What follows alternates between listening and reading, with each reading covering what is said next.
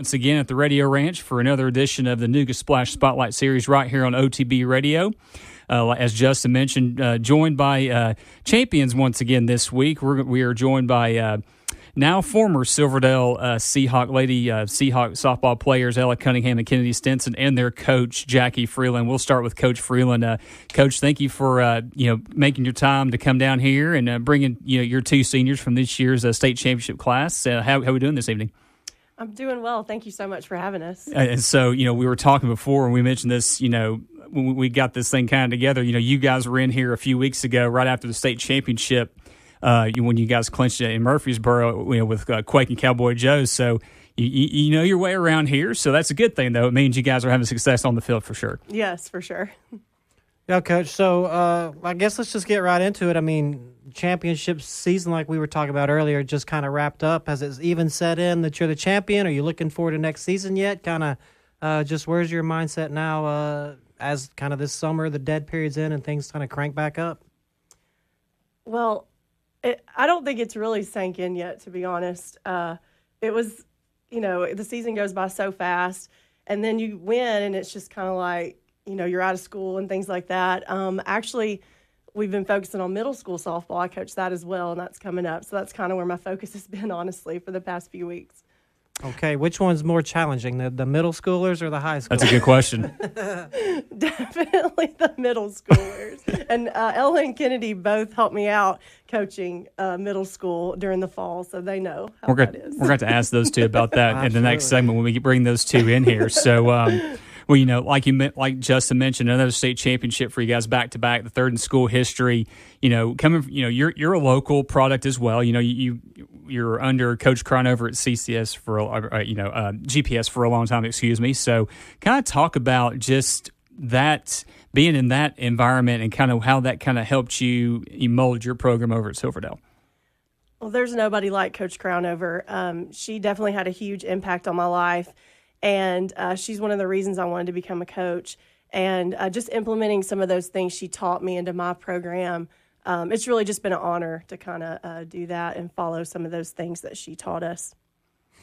Yeah, I couldn't say it myself. And looking over, did she kind of help persuade you to go to Alabama? Because, you went to Alabama for school, or, because obviously the recruiting process now is a lot different than it was, even 5 years ago. So kind of talk about that and kind of your path to the University of Alabama when you played your 4 years in college.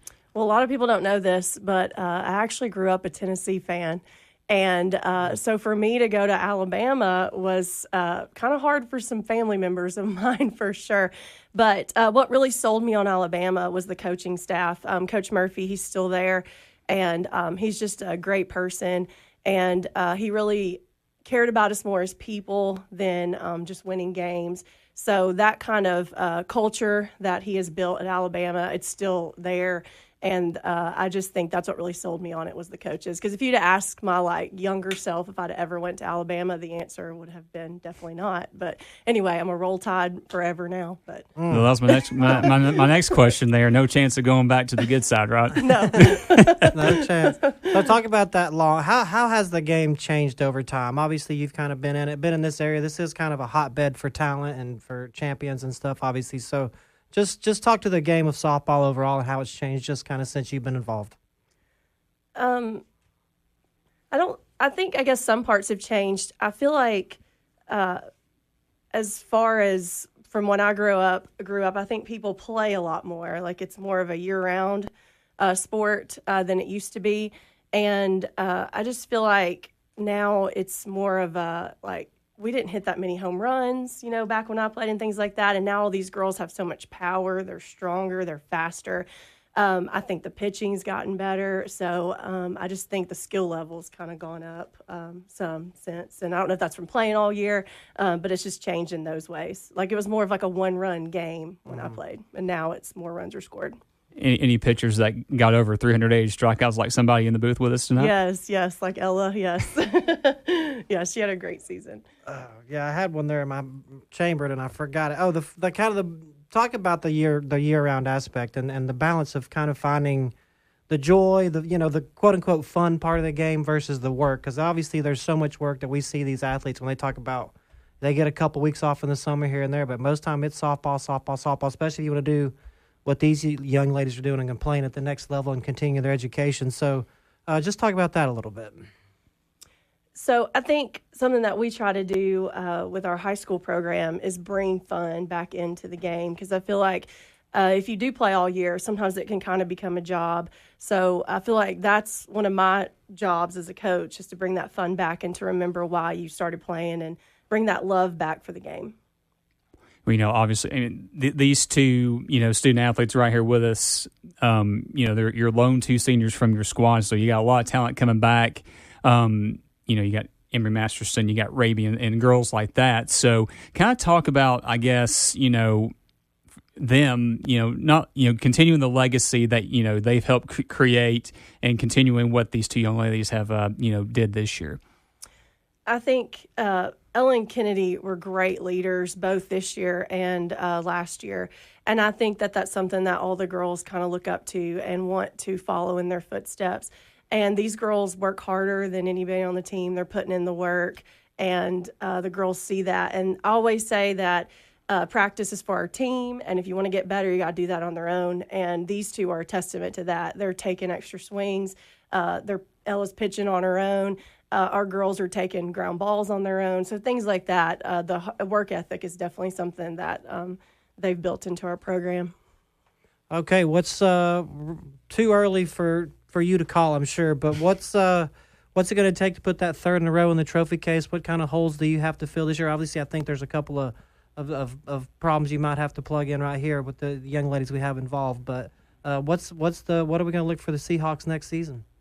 Well, we're never going to replace Kennedy and Ella for sure, but we have some younger pitchers coming up. And what was kind of exciting in the state tournament, too, was that a lot of our younger girls really stepped up in that championship game. So that was something exciting to see, is that it was a total team effort throughout the whole season. And I'm excited to see what we're going to do next year. Our guest coming up, and that is Ella Cunningham and Kennedy Stinson. Like we mentioned, Justin, now former Silverdale softball Seahawks. And ladies, thank you so much for taking the time out of y'all's busy summer before, moving on to the next phase of y'all's life to come down here and talk to us. How are we doing this evening? We're doing good. All together now, Teamwork right there, yeah. Teamwork happens even in the off season, right? Justin Sims for sure. So absolutely. Yes, ladies, so kind of questions for each one of y'all to take, or one question for each of y'all. You kind of been Kings for a couple years now. You're obviously moved. We got Western Kentucky and Middle Tennessee State? Michigan State. Michigan State. Sorry, better. I wrote down too many initials here in my notes, apparently. So easy to do. How do you think your freshman experience is going to be? Are you prepared to kind of maybe be humbled a little bit, or do you want to go in and just kind of, what do you anticipate for your next step at the college level? I'm playing all summer still, so that doesn't stop. And, the days we don't play, it doesn't stop, You still work, you go to work out, you run in the neighborhood, staying in shape. So going into freshman year, I plan to just put my best foot forward, show them what I got, who I am, and, hope to be on that field. So. For sure. And that is Kennedy Stinson. She is going to Western Kentucky. And Ella, take that question as well. You're going to Michigan State up in the fall. So for me, it's really working really hard in the fall because I know, and now because I know there's a senior that wants the same spot as me. So to get the mound time I want, to be able to hit as much as I want, I have to work harder than them. And they're going to push me the same amount as I push them. We'll make each other better, win some ball games. Yeah, for sure. So, I guess let's just throw this question to both of you guys. Ella, we'll start with you. We mentioned with Coach Freelend the recruiting process. Kind of talk about that recruiting process for you and kind of what led you to Michigan State. Was it just a one set thing as far as on the field? Was it feeling comfortable in at Michigan State, or just a combination of all those things? So I moved from Texas, and I really wanted to go to school on the east side of the country. So I had always gone to camps on this side. I went to Auburn, Alabama, Tennessee, all of those schools, and I went to Campbell University in North Carolina. And the Michigan State coaches coached there at the time, and I really loved their culture, and they were really nice, and I was really set on going to Campbell. And they moved to Michigan State, And I was like, I have to work really hard to get here. I have to work just as hard as I did when I wanted to go to Camel, maybe a little bit harder. So I worked harder, and I always wanted to go and hit and pitch in college because that's just who I've always been. I couldn't do one without the other. So I went to a couple schools. Some offered just pitching, some offered just hitting. And Michigan State offered both, and I was able to do what I wanted to do, and also a culture that wanted me there and wanted me to be a person more than an athlete, and pushed a foundation of God to us, and be able to have like devotionals throughout practice and things like that helped. Kennedy, let's throw that to you as well. Like we mentioned, you're going to Western Kentucky to be you're part of the Hilltopper family. So kind of talk about your process, the recruiting process for you, and what led you to sign with Western Kentucky. Yeah, so, the first day they can talk to us is like September 1st. And so that day, starting at midnight, I had handfuls of calls, whatever. And so I went up on a couple of visits, and then I got to Western Kentucky, and I immediately knew, I was like, okay, this is where I want to go, building that relationship with those coaches. They have an FCA leader that's on staff with the softball team. They go to her house once a week, and so they prioritize that. And, coming from a Christian school, like, that was something that I wanted to make sure that was still going to be relevant. And so knowing that they prioritized that was, really high up on my list. And then, touring the campus and talking with a lot of the players, it just made it feel like, yeah, that's where I need to be. So kind of paint a picture of what like a hard day of work is. Now, obviously, we know it's thing, but what's a week to week? Let's say it's travel ball or school ball.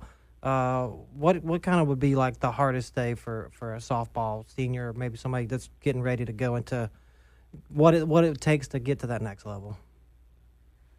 So I would say, the summer and school is a little bit different. When we're in school, you get up, you go to school, and then right after school, you go straight to practice. And then most days, once practice ended, I would go and I'd hit with my dad somewhere, or like I'd go take fly balls or whatever. And then I'd get home, do homework, go to bed, start the day over.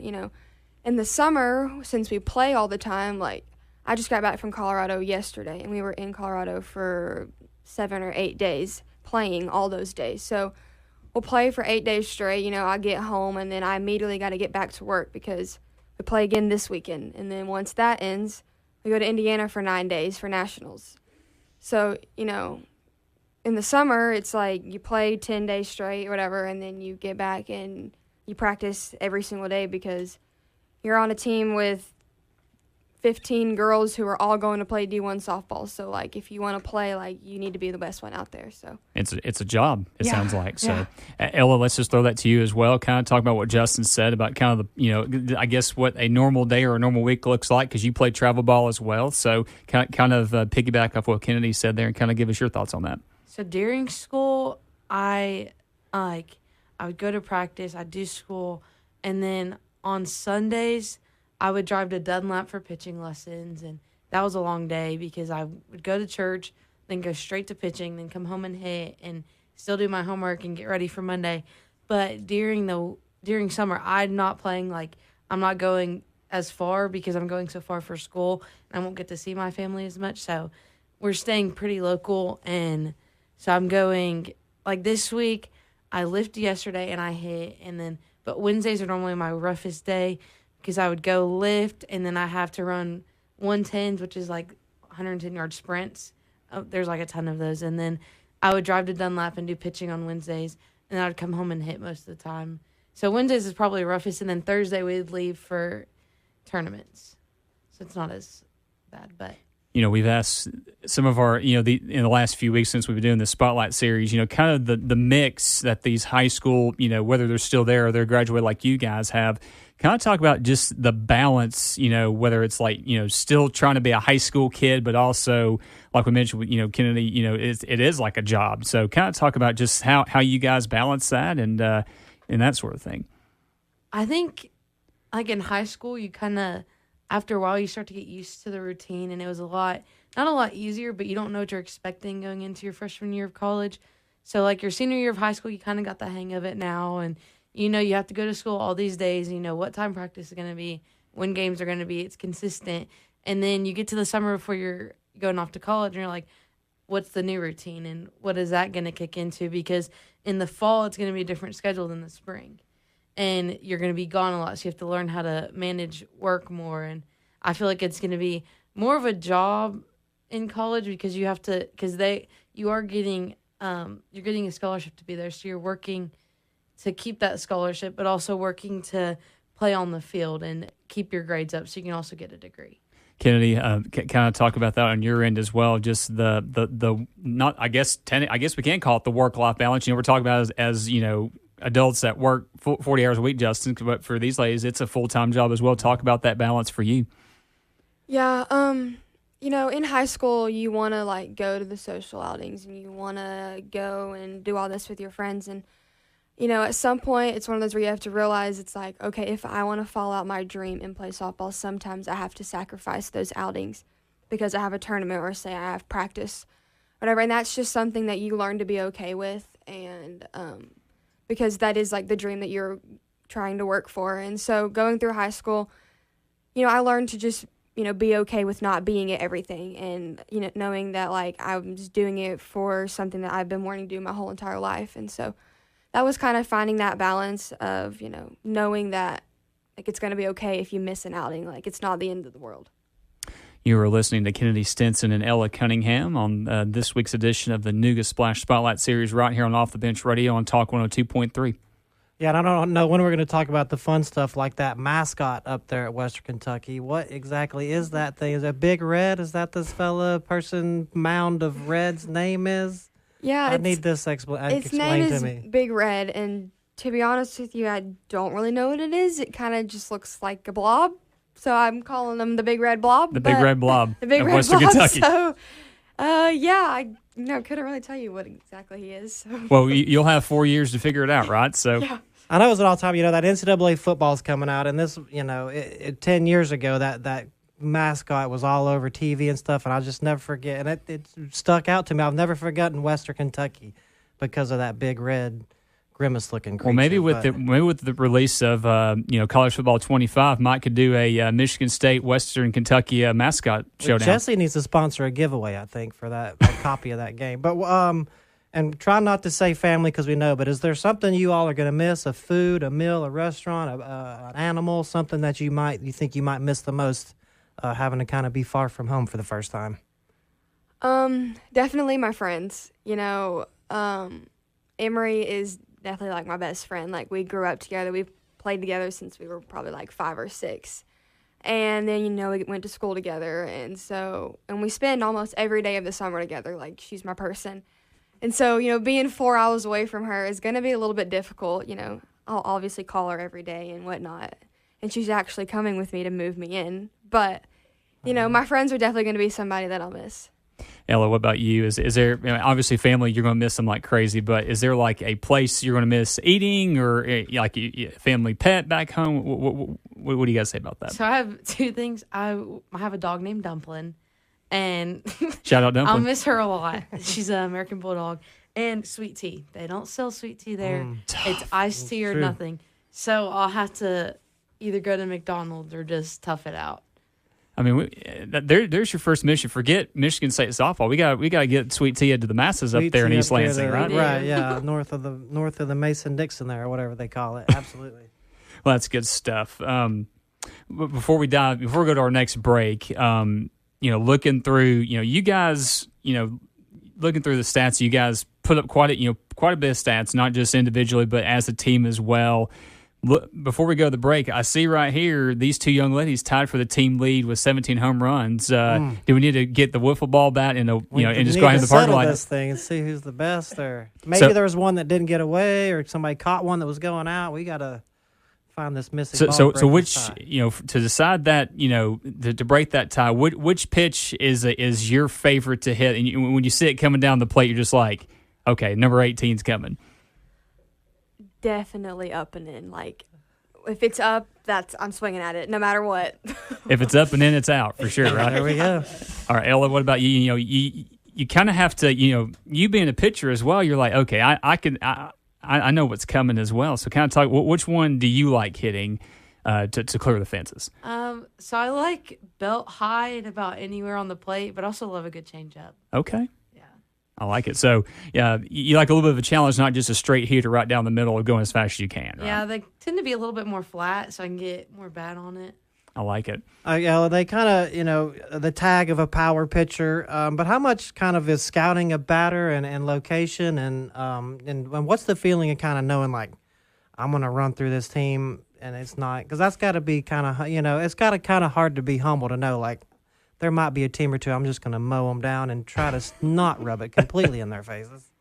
So for me, I like playing the good teams. Like, I like playing the Baylors. I like playing the USJs because they challenge me more. So about the first pitch of an at-bat, I know what they're going to swing at because they're like prep swings before they get in the box.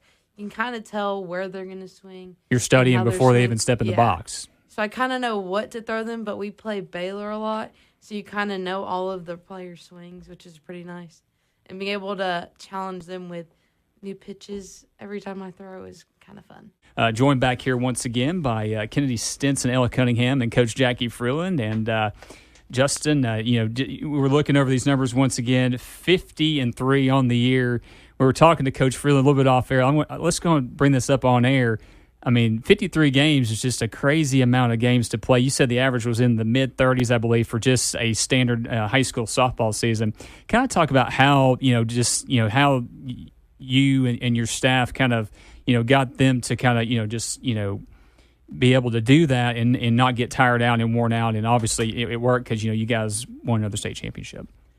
Yeah, we went into the season and I knew that we'd only lost one senior the year before, and I just wanted to make a schedule that would be tough, and we would go out and play some good teams and just be prepared for the state tournament again because, it's a long road just to get to the state tournament, and winning it again, is just a blessing.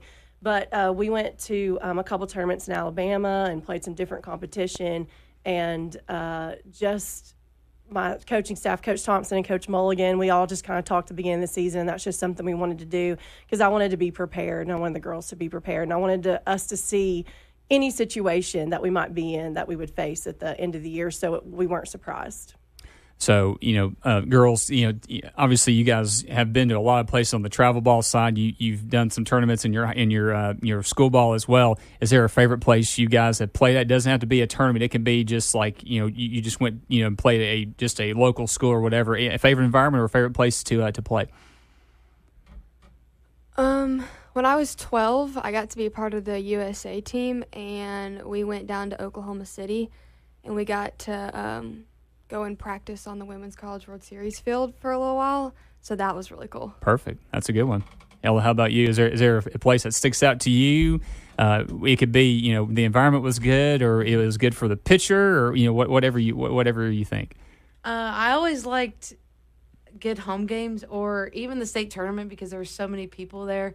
Like our 23 run, there's a picture of all of our supporters on the field, and it was a ton of people. Like, you could feel the field up, and it was really cool. Even this year through the rain, everyone stayed, and it was just cool hearing the crowd behind you, like stepping on the mound to begin the game, and you just get chills because of the crowd, and it was really cool.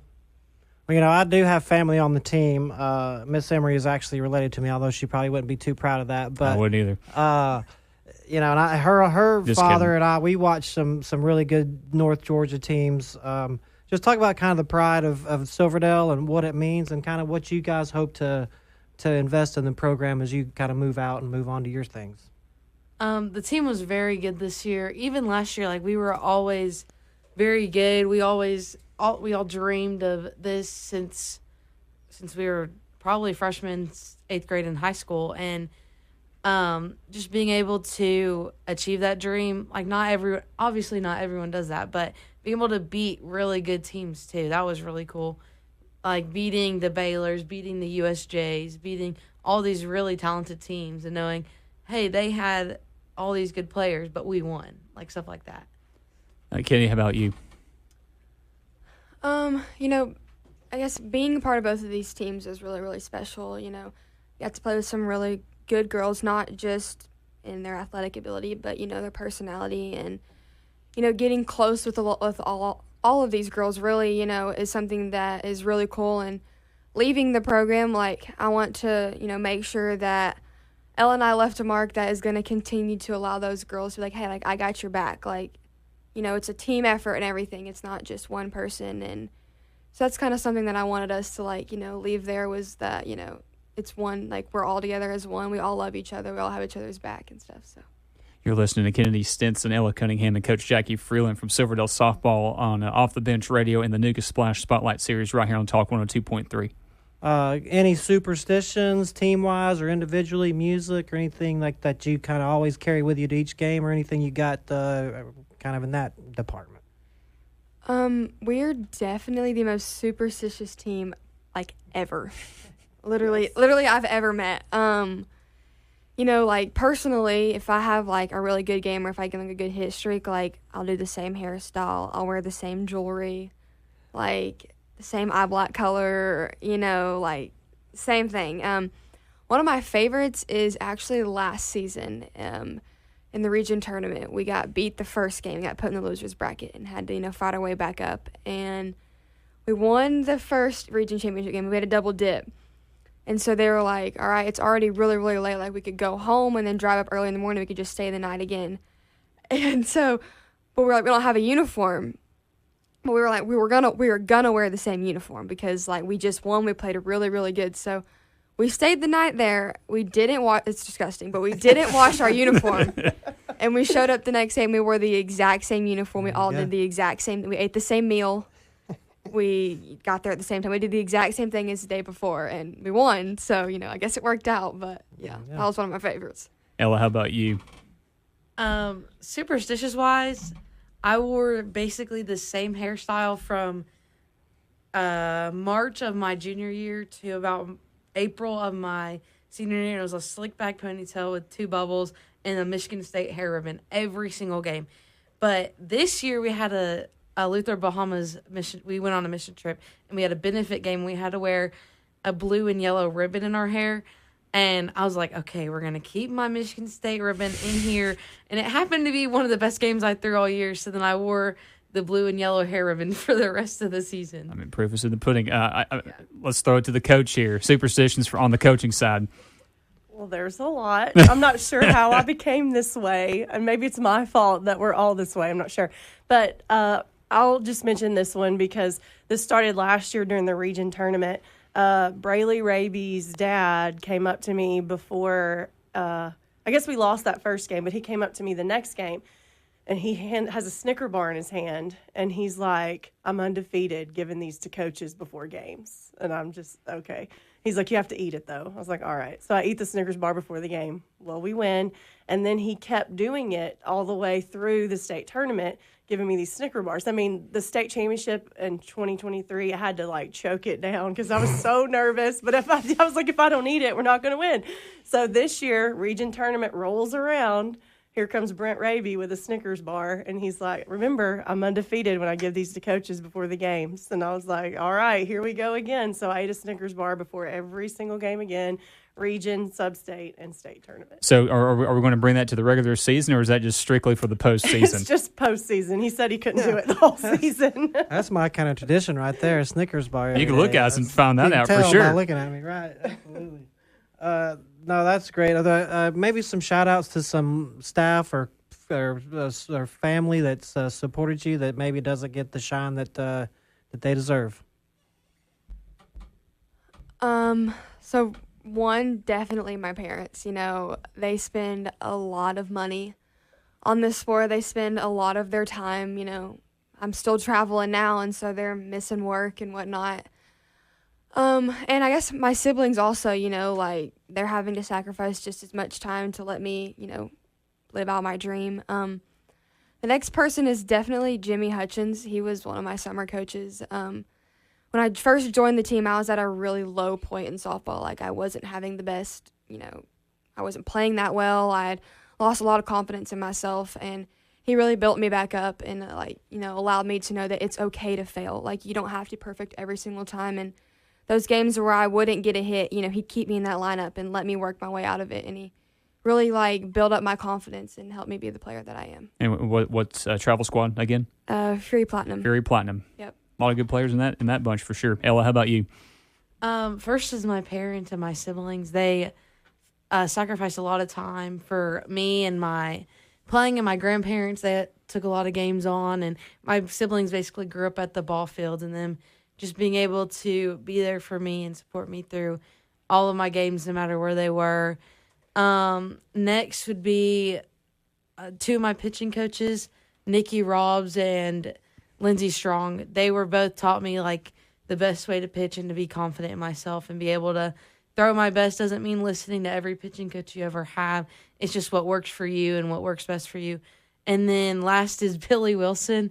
He was our trainer at Silverdale, and he did a lot for the team, and he would always like cheer me up when I needed to, and he was always there when I needed to get my ankle taped or I needed a good joke or something. Coach, but talk about give a shout out to whoever you want. It could be coaching staff or significant other, kids, whoever. What do you got right there? I'll start with my coaching staff, Coach Thompson and Coach Mulligan. They don't get near enough credit for all that they do behind the scenes, so I want to give them a shout out. My family, my husband, my daughter, I couldn't do this without them. They're some of our biggest fans. My husband, he does announcing for our game. He throws the girls BP before games. So I couldn't do it without them. And also, I want to give a shout out to my parents. They've become huge fans of ours, and they come to every game. And, they've always come to all my games and stuff, but they've really become a part of the Silverdale community as well. So I want to give all them a shout out. Okay. Do you have a preference on a walk-off home run or a walk-off strikeout to win a game? Is there one that's more enjoyable? That's a tough question. I'm a hitter. I'm gonna have to say a home run. There you go. I know Ella's disagreeing with me right now. Yeah, Pitching's pretty cool too, though. Imagine that, right? The state leader in strikeouts disagreeing with that, right? For sure. So, we have a minute left or so. We just want to thank all three of you once again for coming down here to, talk with us and kind of learn more about you guys on and off the field. And, we were mentioned before, we're going to have another show about superstitions because we're learning a ton, on this show about, just different things, that they do. And it's working, guys, 50-3. So I'm just putting my daughter's hair in that hairdo that Ella was talking about from now on, and maybe my daughters will just grow into 500 million strikeouts. Can you confirm that, right? So